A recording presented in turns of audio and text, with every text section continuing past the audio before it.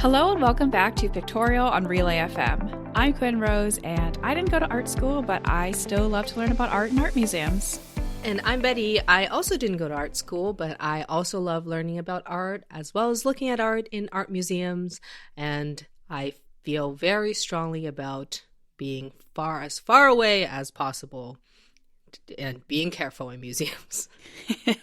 Foreshadowing. Yeah.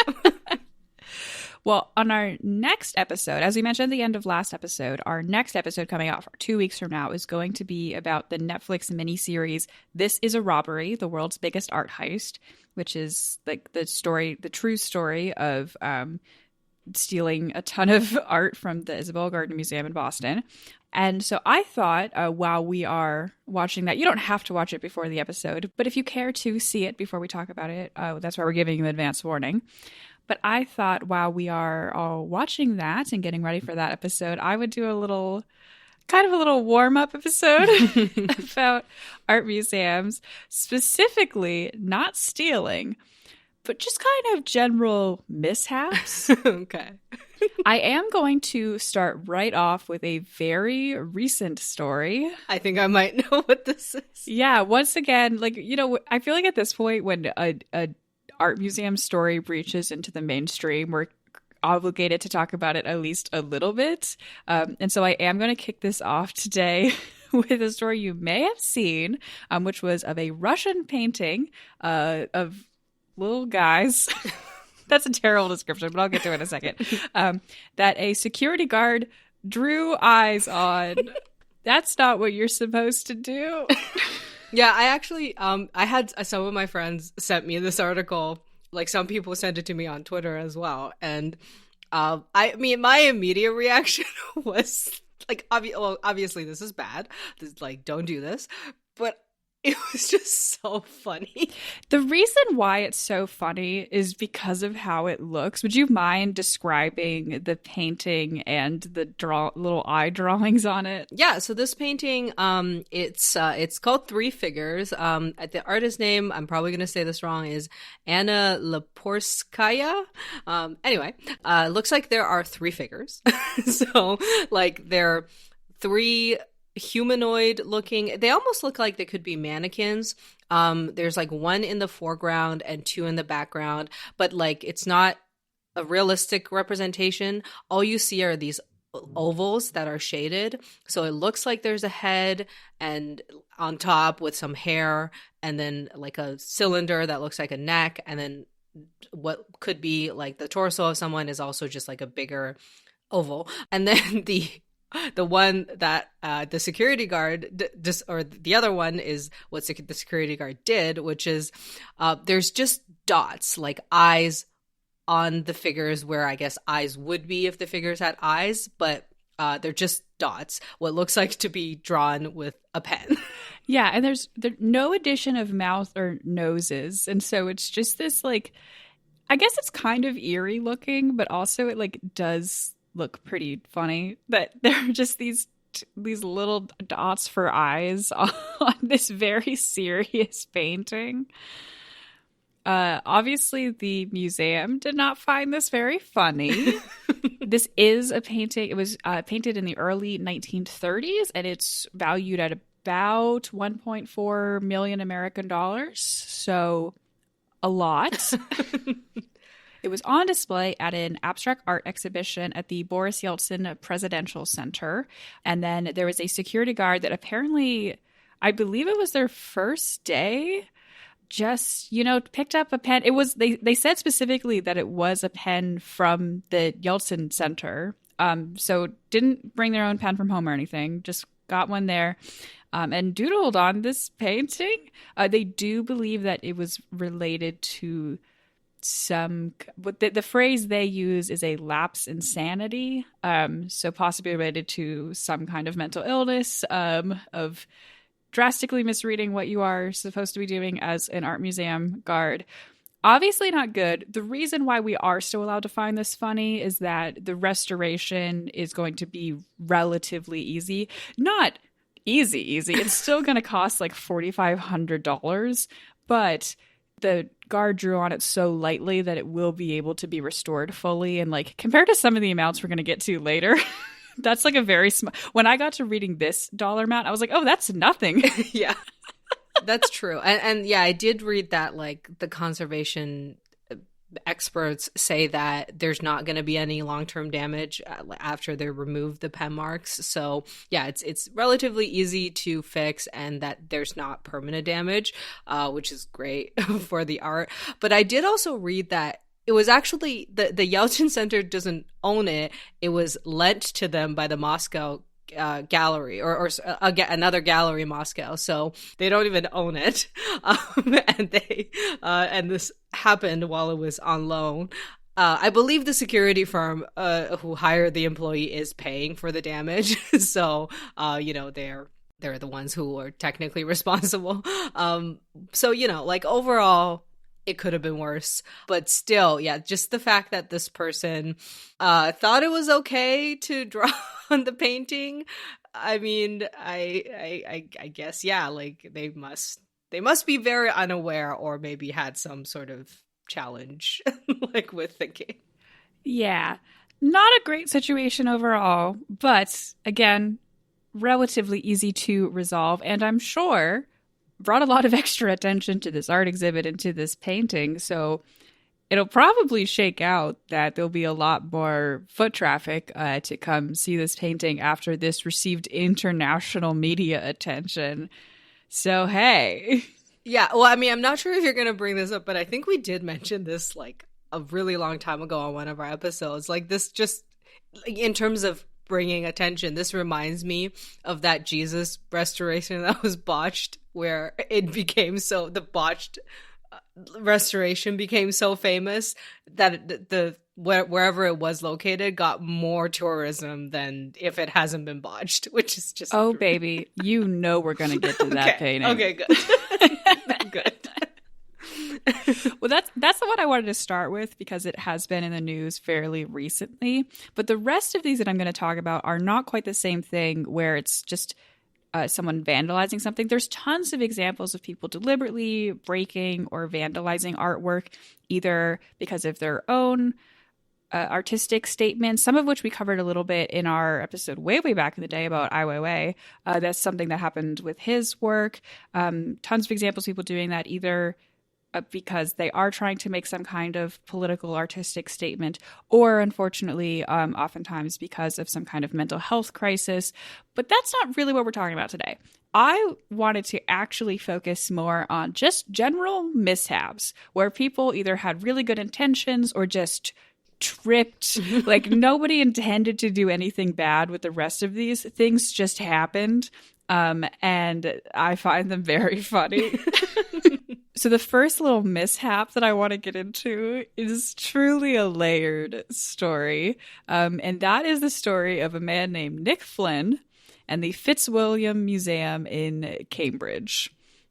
In February 2006, Mr. Flynn was walking down the stairs in the Fitzwilliam Museum when he tripped, tried to catch his fall, but really didn't have anything to catch his fall with, and ended up just kind of falling immediately into a vase. This happened to be a vase from the Qing dynasty that, is hundreds of years old, worth the whole collection of vases is worth about £100,000 altogether. And it still would have been pretty bad, but it wouldn't have been so bad if he just hit the one vase. But the thing is, he hit one vase, and then that vase just kept going, and then it kind of domino affected and smashed the other two. Oh no. This sounds like something that would be in like a comedy skit. Here's the thing. They weren't just sitting there. They'd been on display for 40 years. At the time, he didn't actually realize how valuable the vases were. He gave quite a long sort of statement interview to The Guardian after all this kind of became public information. And it was quite long. I've cut it down a little bit, but I was wondering if we could do a little reading series and you could read an abbreviated version of his statement about the incident. Okay, real-time reaction.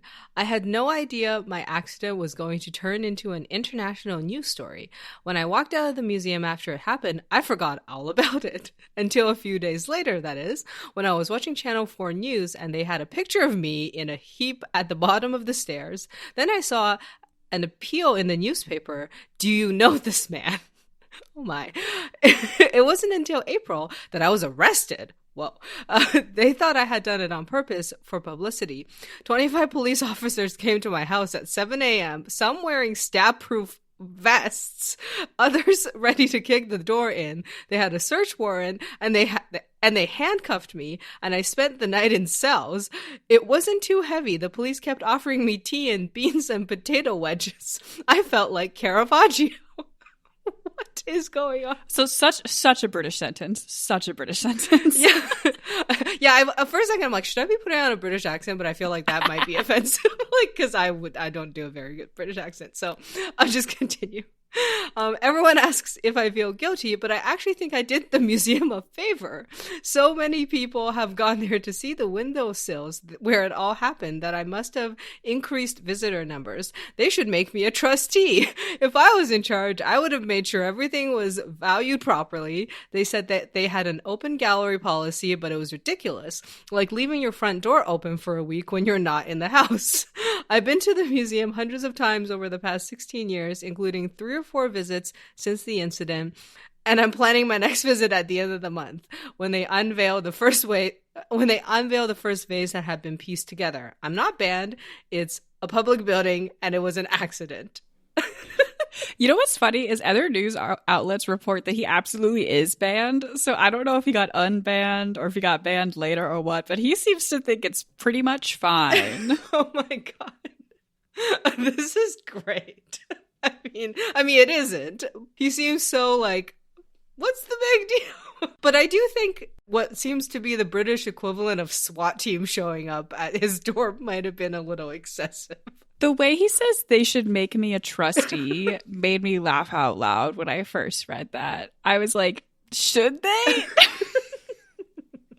But I like his approach. He was like, I'm sure I got them tons more traffic. I'm not sure exactly how much money it costs to put these back together. They did put them back together. It cost a lot of money to do so because it wasn't just like a little bit broken. They were smashed. Oh no. Do you have like a picture of what it looked like after the incident, or is that not public? Ooh, that's a good question. Let me look that up real quick. Oh my God. And he says, he was like, I didn't really think anything of it after I left. What? Oh my God. He didn't think about this after he left. The way he says that makes it sound like he smashed them and walked out without saying anything. And I have to imagine that like he spoke to someone about it before he walked out of the museum, but maybe not, because then they were trying to identify him. This man is a menace. See, even if I was just at like some secondhand store where they were selling a bunch of like plates and vases and I accidentally broke some, and even if, say that I broke $50 worth of ceramics, I would still be like, oh no, like... I don't know. I would probably go to the store manager and be like, I'm so sorry. And they might make me pay for it, but like, unless I know that it's like hundreds of thousands of dollars and they're going to make me pay for it, I don't have hundreds of thousands of dollars, but then they're going to find me anyway. I don't know. Yeah, he says that he didn't think they were worth that much because they were just kind of on a stairwell, apparently. But even then... What? I do think probably there should have been some sort of guardrail. Well, let me tell you, there is now. Yeah. There's a protective casing on these things. They're not letting those get smashed again. That's good. There were also, I found multiple reports of people accidentally like falling into paintings and ripping them and stuff like that. That's happened several times prominently in art museums and galleries and stuff. But luckily, that's usually not quite as difficult to repair as 3 absolutely smashed to bits faces. Because at least, like, if you have a clean hit on a painting, it's probably not that difficult to repair. I can't believe they put that back together. I mean, actually, I don't know if this is public knowledge, but I guess I'm gonna say it now, and if it isn't, then I'll see. This happened a number of years ago, but there was a sculpture that was like smashed in the AGO, where I used to be a gallery guide, and it wasn't by like a visitor. It was just during transport. It fell off a crate and it just smashed to pieces. It was a Henry Moore, and it was very expensive. And I remember it was something like this too. They showed us like a picture, and it was like in pieces. It was like bits, like just it looked like it's not repairable. And the thing that's also, I mean, it's terrible for the person who's delivering it, but it was really funny because next to the picture was, I think, the curator, and they just had their like head in their hands. And, oh no. But since then they've repaired it and it's back on display, and if you didn't know it was destroyed, you would never know because they've put it back together really well. But I'm still like, how did they do that? Like, it just didn't seem possible. Yeah, this stuff just happens sometimes. A slightly different kind of art destruction happened at an exhibit called Art in the 60s. This was tomorrow at the Tate in 2004. I have no idea why this is so British, but I don't know what's going on in England. People trip a lot. Well, this was a really fun one because there was an installation. It was recreation of first public demonstration of autodestructive art by Gustav Metzger. And a cleaner actually threw away part of the exhibit because part of the exhibit was a plastic bag of trash. Oh, no. So you could see pictures of this, and yeah, I get it. I get why this was thrown away. It's just a bag of trash. It's not like a sculpture of a bag of trash. It's not loose. It's not even loose trash. It's bag trash. Yeah, I don't think I blame the cleaner at all. I would have also mistaken that for like an actual bag of trash. It's funny because it actually almost works as part of the art piece itself, because this artist is the creator of what he calls autodestructive art, which means that art that definitionally only has a finite existence. One of the ways that he does that is he created the acid painting. It's nylon covered in acid, which will slowly destroy it over time. And so it's a level that you can actually see the destruction over time, as opposed to everything else, which tends to, be destroyed so slowly that the humans don't tend to notice. But, and they did replace the bag. This is my favorite line from this little article was, the 78-year-old artist replaced it with a new bag. The gallery would not reveal whether he would be compensated. He just like went to his trash, grabbed a plastic bag, put it in, came back in the museum and be like, all right, here you go. Yeah, I mean, it's his art, sure. But also, I think in this case it is fair, maybe, if he's not compensated for the new bag of trash. Like, I think that probably didn't put him out too much. I don't think so. This might be my favorite one of all the examples I have, just because like the cleaner accidentally became part of the art exhibit without meaning to. Yeah, it's kind of like if his acid paintings were the self-destruction aspect is like the chemical is gonna destroy itself. This other piece, the trash bag, it's going to invite cleaners to want to throw it out. That's the destructive part, like the auto-destructive part. 100%. It auto-destructed. This is also not the only time that cleaning staff has thrown away part of art exhibits because they are trash. I mean, they're trash being used as art, but like, sometimes my art is throwing away trash, and that's fine. I definitely don't think this cleaner got in trouble for anything, because fair enough. And then they just like made sure to be really clear to the entire staff of like, hey, don't throw away this bag. We know it's trash. We know, but we like this trash.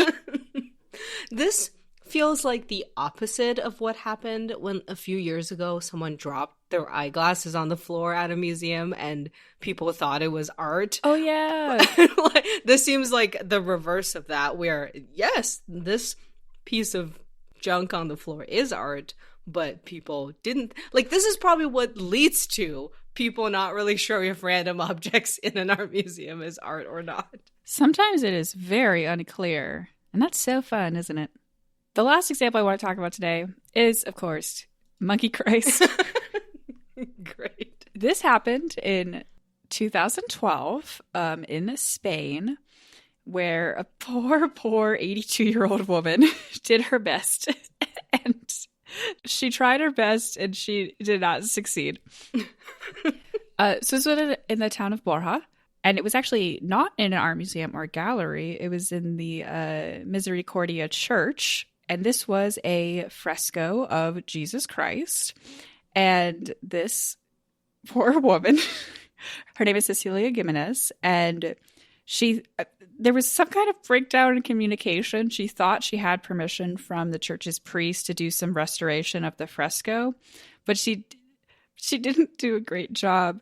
It was described by BBC correspondent Christian Fraser as a crayon sketch of a very hairy monkey in an ill-fitting tunic, and it has commonly been referred to as Monkey Christ. I don't know if anybody hadn't heard of this, but yeah, it was definitely big news when it happened. And yeah, I guess like I barely remember like exactly the details of this news. So like obviously she does not have training in art restoration. Like she just liked the painting and was somebody who went to the church and was like, I'm gonna fix this. She was an 82-year-old woman.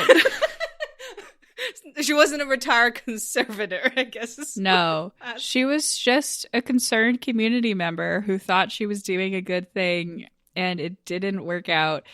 We referenced this painting in the very first episode of this show when we talked about artificial intelligence making art, and we said that some of the paintings looked like Monkey Christ. Yeah, true. This painting is part of the DNA of this podcast, and I love it very much. Yeah, I mean, I'm assuming they're not gonna like this is unlike some of the other ones where they fixed it. I'm assuming they're not gonna fix it because of the attention it draws. Is that correct in assumption that it still looks like this today? Well, there was a surprise happy ending in 2016. Oh, okay. Basically, an antiques dealer discovered the original painting that was used as the model for that fresco, which is really, really cool. So this was a painting done by Elias Garcia Martinez. So there was the original painting and then there was the fresco recreation of it. And someone found the original painting and was like, hey, is this your fresco? And they like, yes, it's exactly the same. It's even exactly the same size. And so now they managed to have their original painting back. Because I mean, that was like the crown jewel of their church beforehand.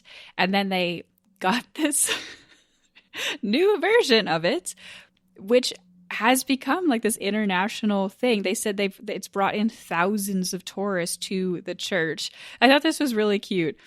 Since it happened, a constant stream of visitors, tourists, and curious individuals have come to the church to see the unique version and to photograph it. There's no doubt that a visit never fails to raise a smile. That's great. And so now they have their new version and they have the return of the original version able to hang side by side, which is amazing. That's really great. It does make it seem like kind of a meme where it's like you versus the guy she tells you not to worry about. God, yes. I think yeah, a lot of times, you know, these stories, you're like, oh no, like the art has been destroyed and that's terrible. But I'm glad this ended up becoming a story that has a happy ending in the end. Yeah, I picked stories that either like there's a full restoration or some kind of happy ending at the end because I wanted to be able to just laugh at this stuff and not be just sad about destroyed art. But yeah, honestly, of all of these, even though this is the one that like the original could not be saved, it ended up in some ways being the happiest. And I want to make it clear, it wasn't just like it was a perfectly good painting that she decided to just like go at. Like, it was very damaged. And so that was why she was like, oh, I believe she was a painter. And so she was like, I'm a painter, I will do it. But professional restoration and painting are two different skills. And unfortunately, she did have to learn that. But now it's so famous. It's brought so much tourist. It brought so many tourists to their town and to their church, and like obviously was able to really put a lot of life into the local economy because, you know, people come there and then they have lunch and everything. And that is a really beautiful ending to this weird story. Oh, well, you know, if we're ever in Spain, we should make this another location on the Pictorial field trip. I totally agree. If I have the chance to see this in person, I absolutely would. I'm gonna end the main discussion of the topic today with just a quote from her, which makes me like so sad. Which makes me so sad, but also happy. First of all, she tells other amateur restorers, "Don't do it." But then she says, "People from all over the world are visiting the sanctuary now. That's the best medicine. I used to cry a lot over this, but I don't cry anymore because I can see how much I'm loved." Aww. Aww. Well, I'm glad she doesn't feel bad anymore. And, you know, she had the best intentions, of course. Hooray for a happy ending in this case. Well, thanks everybody for listening to my little walkthrough of some little art mishaps that, are they bad things that happened? Yeah, but can we laugh about them now? Also, yes. That's great.